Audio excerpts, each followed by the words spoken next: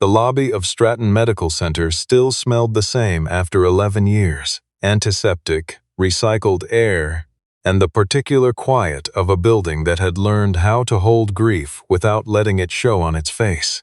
Emmett Colton stood near the registration desk in a pressed but visibly old jacket, holding a manila folder and waiting to be called for his interview.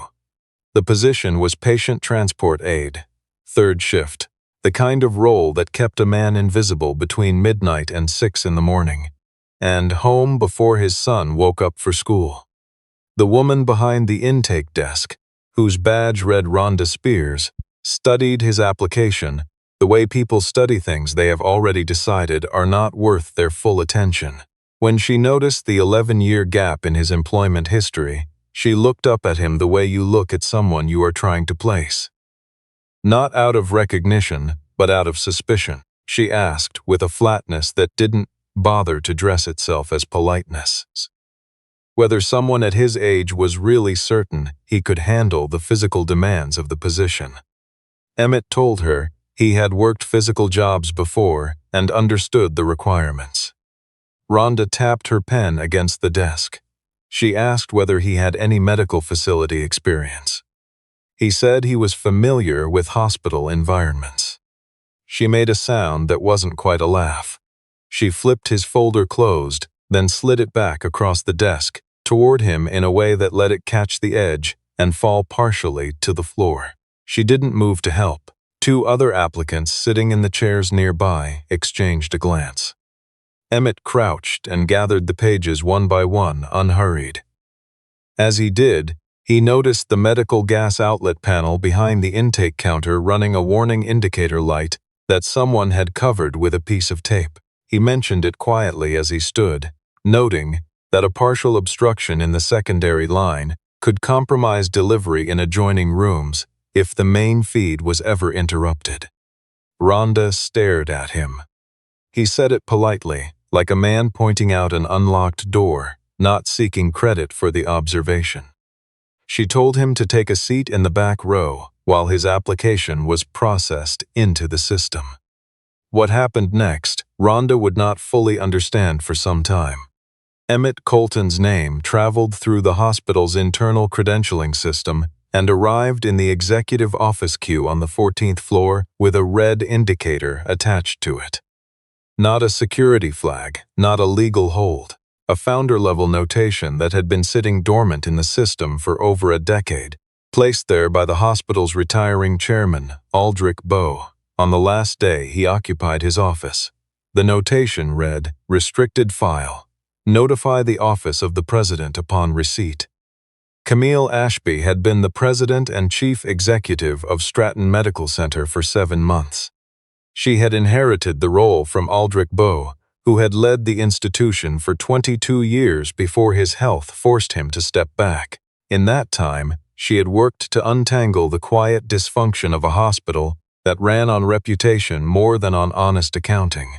She trusted her instincts, even when she couldn't fully explain them, and they had already saved her from 2 vendor contracts that looked clean on paper and weren't.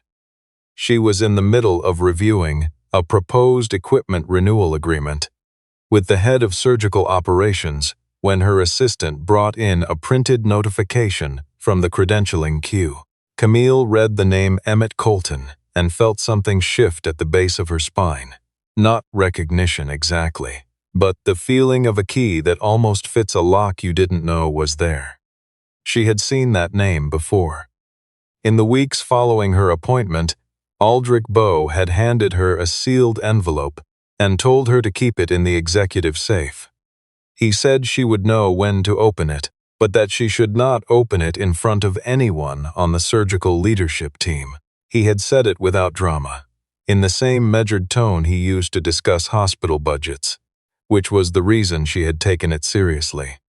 She excused herself from the meeting, told her assistant to pull whatever the system had on the applicant, and walked to the safe behind her credenza.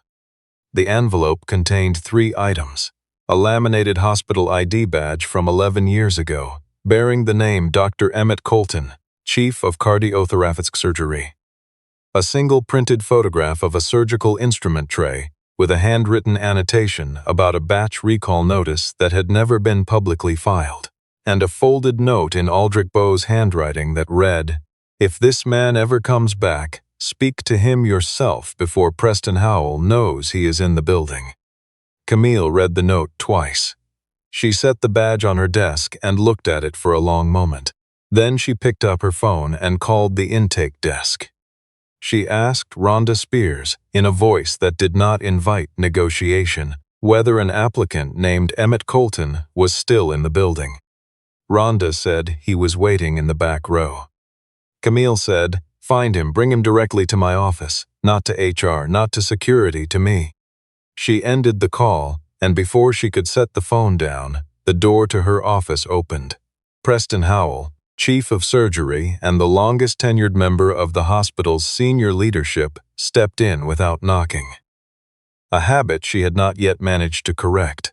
He asked, with a studied casualness she had learned not to trust, whether there was something going on with the credentialing queue. Camille placed the badge face down on her desk. She told him it was a routine staffing matter. Preston nodded slowly, in the way of someone who doesn't believe you, but sees no immediate advantage in saying so. By the time the elevator reached the 14th floor, Emmett had not said a word to Camille's assistant, who had clearly expected him to be curious, or nervous, or both. When she asked whether he had ever been to this floor before, he said that it had been a different configuration the last time he was here, and that the north wing access had been moved since then. She didn't know what to make of that. She let him walk through the door first and stayed a half step behind him. Emmett and Camille looked at each other for the first time in the doorway of the executive office. He showed no anger, no performance, only the kind of steadiness that comes from a person who decided, a long time ago, what he is and what he is not. Preston Howell appeared from the conference alcove before either of them could speak. He looked at Emmett the way you look at something you were certain you had already dealt with. He said that he assumed Emmett understood he was not to return to this facility under any circumstances. Emmett said, "I came for a job, not a conversation with you."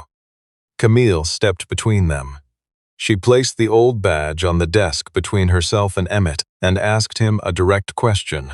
Why would the chairman leave behind a recall notice with his name attached to it? Emmett looked at the badge. He was quiet for a moment.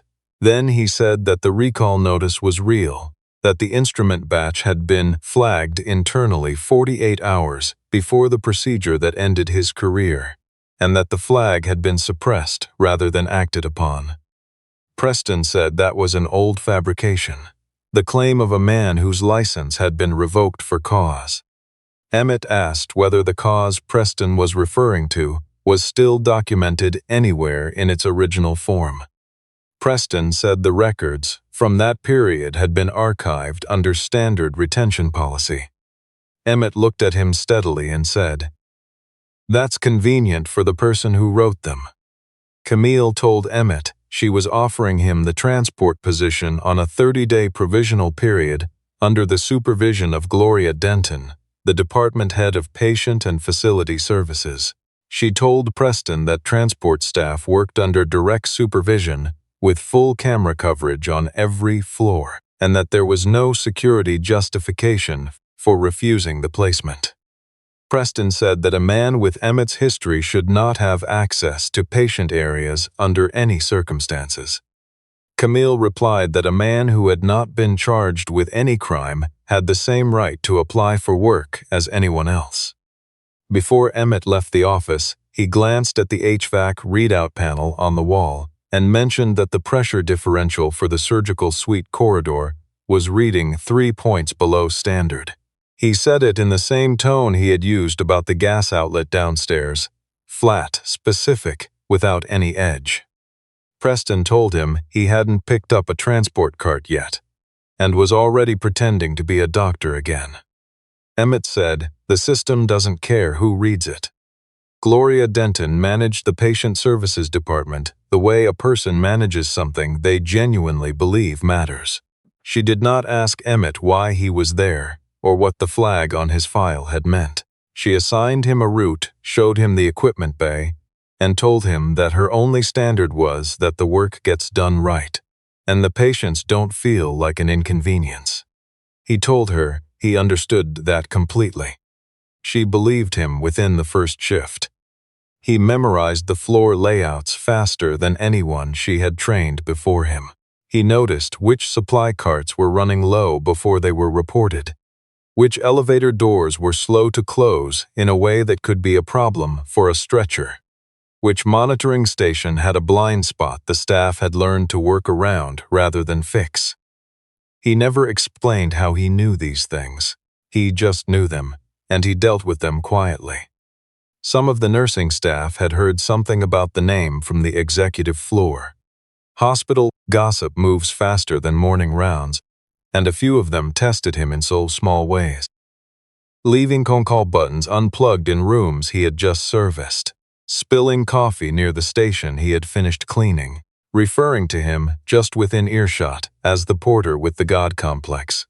He said nothing to any of it. He restocked the carts, cleaned the spills, and kept moving. Finn called most evenings, usually around 9:30, which was the window between Emmett's meal break and the start of the second half of his shift. Emmett always answered in the same voice regardless of what had happened that day. Steady, unhurried, interested in whatever Finn wanted to talk about. His son was 16 and had been told that his father worked nights doing facilities work at a medical center, which was true in the way that a partial answer is true. Finn had never known his father as Dr. Emmett Colton. He had only known him as the man who made breakfast before school, who sat beside him in the hospital during his mother's last months, and who had never once in his life let the weight of what he was cherishing show in front of his son if he could help it. During the second week, Emmett was assigned to a supply delivery run on the sublevel and noticed an installation crew working on a series of monitoring units whose vendor labeling didn't match the serial number range printed in the hospital's own procurement documentation. He checked the wall-mounted spec sheet. The units were listed as new equipment from a certified vendor. The units being installed were a different generation, refurbished, according to the manufacturing stamps on the casings, being billed at the price of premium replacements. He filed an internal note through the maintenance reporting portal, the only channel available to transport staff, and received an auto-acknowledgement that said his report had been received and would be reviewed. No one contacted him about it. Gloria found him in the equipment bay 3 nights later, cross-referencing serial numbers against the procurement sheets on her tablet without being asked. She didn't tell him to stop. She made a copy of what he had, said nothing, and filed it separately in her own department records. The same week, Preston Howell met with a member of his administrative team, a coordinator named Troy Kimball, who had been with the surgical division for 6 years and who understood which direction his professional future pointed, and explained that a transport aide who had been asking questions in restricted supply corridors needed to be removed before the equipment renewal contract reached the board for final approval. The next morning, Troy Kimball submitted a fabricated access report, claiming Emmett had entered a restricted patient data terminal during an unsupervised period on the 5th floor. HIPAA protocol required immediate suspension pending investigation. Ron Spears, who already had no warm feelings toward Emmett, processed the suspension paperwork before noon. She announced it at the front services station in front of 7 other staff members, loud enough that it carried down the corridor. She said that his badge had been flagged for an unauthorized data access incident and that he was required to surrender it and leave the premises while the matter was reviewed. Emmett didn't move quickly. He asked her, in the same even tone he used for everything, whether the 5th floor access report had been filed by someone with an administrative override because his route assignment for that night would show he had never been above the 3rd floor. Rhonda said the report came through proper channels.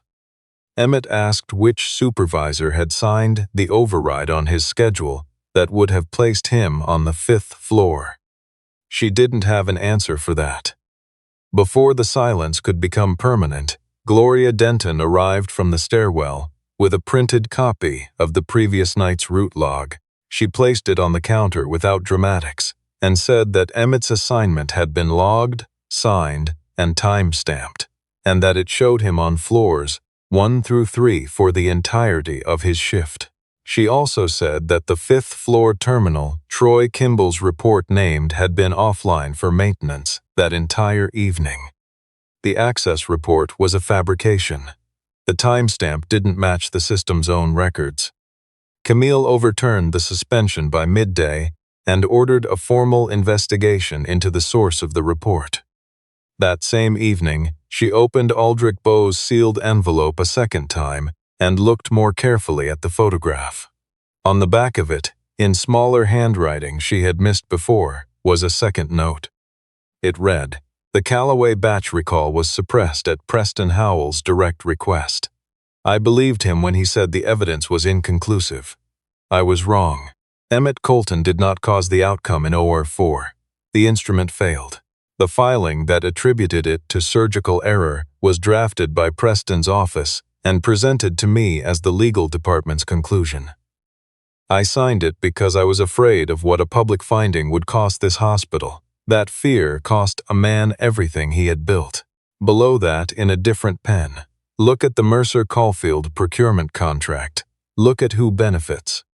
The Mercer-Caulfield contract was the equipment renewal agreement Camille had been reviewing the day Emmett's application arrived.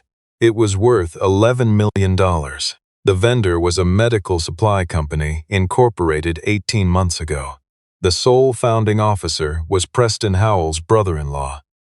Camille brought in Felix Varga, an independent compliance investigator she had worked with at her previous institution, and instructed him to review the procurement records without alerting the surgical division leadership.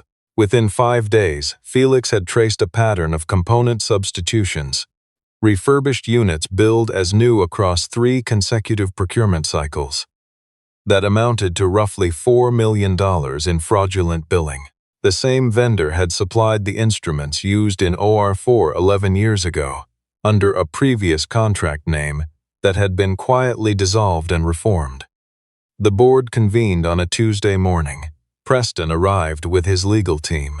He opened by presenting Emmett's original malpractice file and described him as a disqualified practitioner with a documented history of reckless clinical behavior who had used a menial position to gain access to the facility's internal systems. He asked the board, with the confidence of someone who had never had a reason to doubt his own standing in that room, whether they intended to trust the word of a man who couldn't get hired anywhere as a licensed professional, or the record of a department that had served this institution with distinction for 2 decades.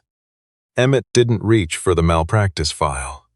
He asked the board for permission to display the procurement documentation on the main screen.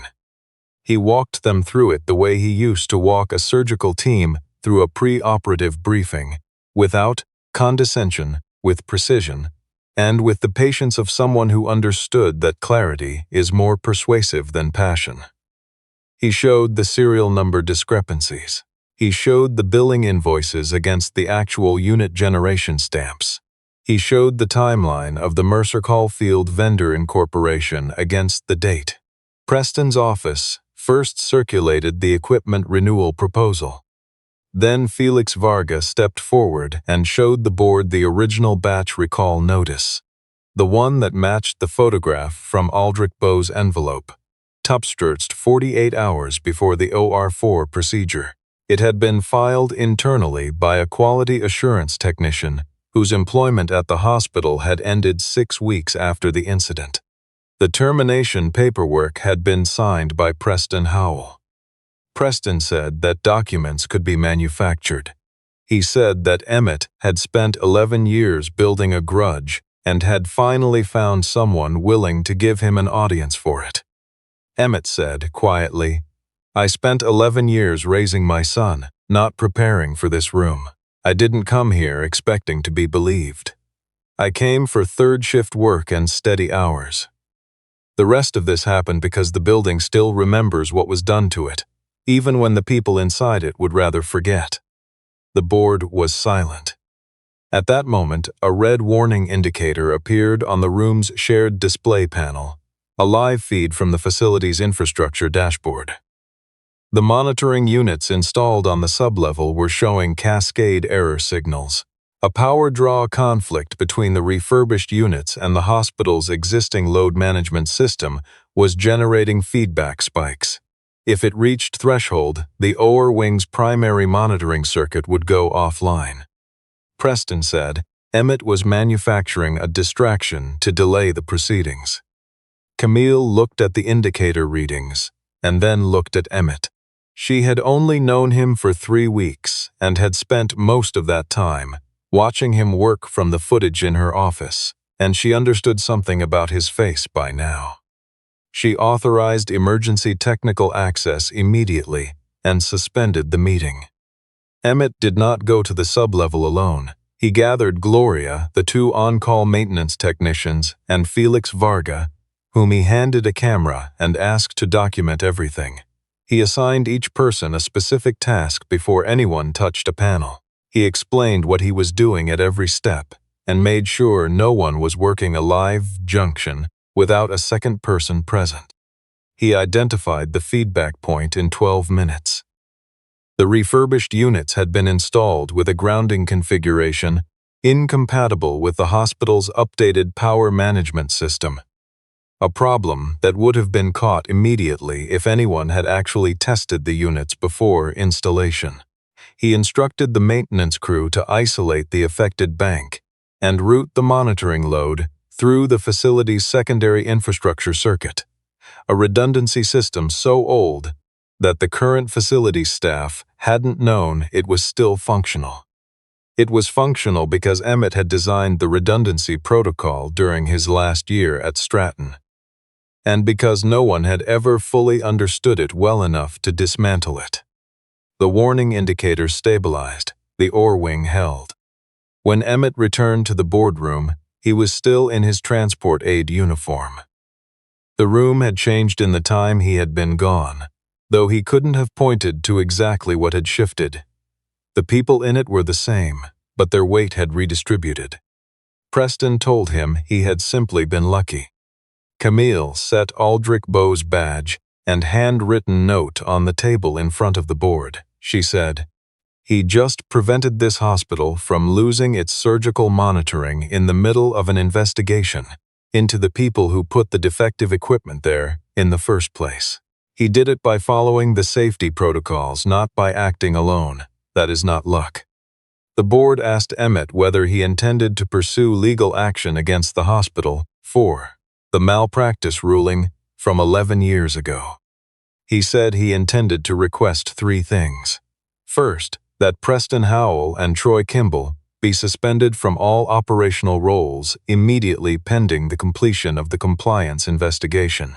Second, that the hospital's official records be corrected to reflect the actual findings of the OR4 incident, and that the correction be communicated to every credentialing body that had received the false report.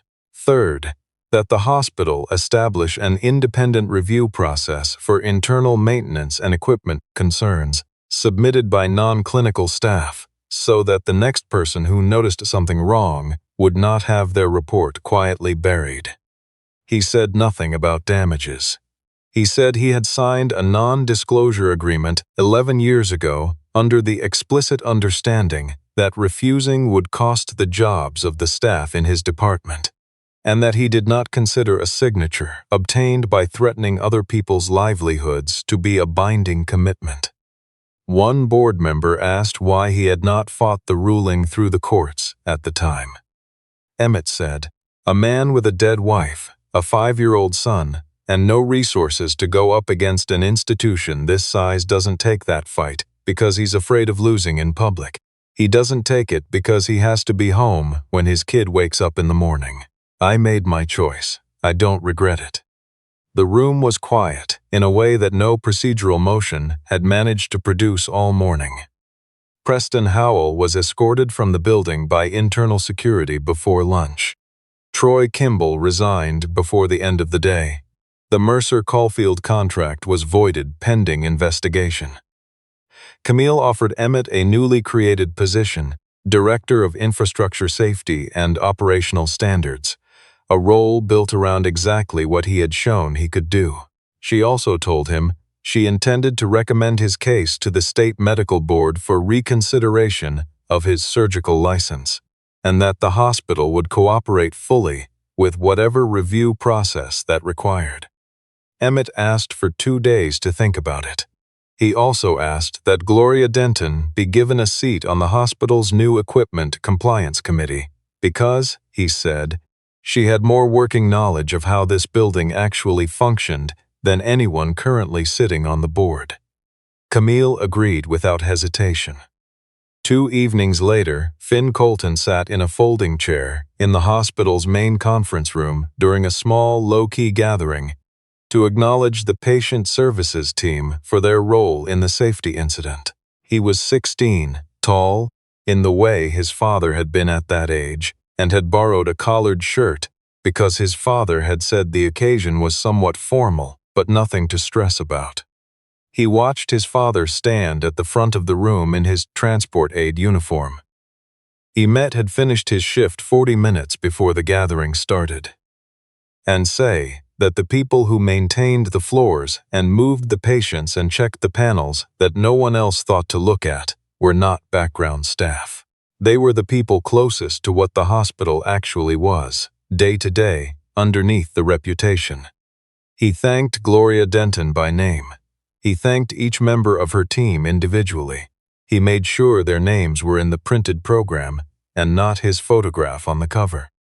Finn had known, in the way that children always know things their parents try to protect them from, that there was a shape to his father's silence about the years before his memory began. He had never pushed at it directly. That evening, watching his father speak to a room of people who looked at him with the particular steadiness of trust that has been earned rather than merely extended, something in Finn's understanding quietly settled into a new arrangement, not dramatic, not sudden, just the slow revision that comes from finally seeing a person clearly for the first time. Emmett accepted Camille's offer the following morning. He signed the paperwork at a desk in the patient services bay rather than the executive suite, because that was where Gloria's office was, and he wanted to tell her about the committee appointment himself before she heard it from anyone else. The nameplate outside his new office, when it was installed 3 weeks later, read simply, Emmett Colton, Director of Infrastructure Safety. There was nothing written on it about the years. Nothing about the 11-year gap in the employment history. Nothing about what it had taken to walk back into that lobby in a worn jacket and wait in the last row of chairs while a stranger let his papers fall to the floor. He didn't need it written anywhere.